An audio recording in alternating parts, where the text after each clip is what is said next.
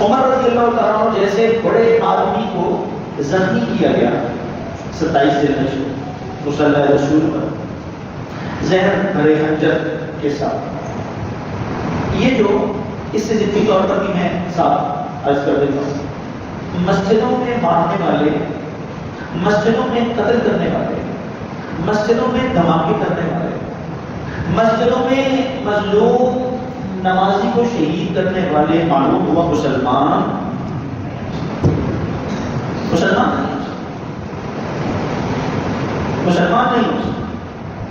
یہ ابتدا ہوئی عمر رضی اللہ عنہ.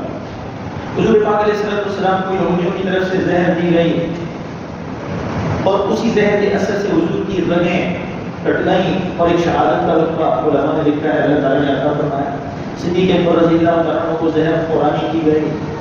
پھر جب دیکھیے یہ جو چھری ہے، آپ جانور کاٹتے ہیں، ذبح کرتے ہیں اور گوشت کاٹتے ہیں، پھل کاٹتے ہیں، سبزیاں کاٹتے ہیں، تو اس کے لیے چھری کا استعمال ہے.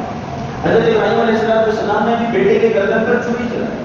خنجر کا واقعہ نہیں ہے، لیکن عمر رضی اللہ تعالیٰ عنہ کو خنجر مارا گیا اور خنجروں والی مخلوق بھی آپ کو ملے گی. خنجر والے لوگ بھی ہیں دنیا میں، اور لوگ ان کا اسلام اور قرآن اور دین کے ساتھ کوئی واسطہ، کوئی تعلق، کوئی رشتہ نہیں. ہمارے یہاں چھری تو ہے جانور جب آپ اپنے فروٹ سبزی کے لیے، خنجروں والا کام نہیں ہے، خنجر کا کوئی قسم نہیں.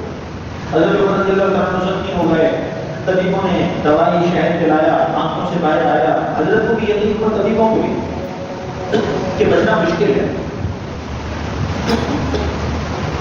تو 29 کی رات کو شہادت ہو گئی اور یہ تو محرم کو حضرت سہیل رضی اللہ تعالیٰ عنہ نے جناب نماز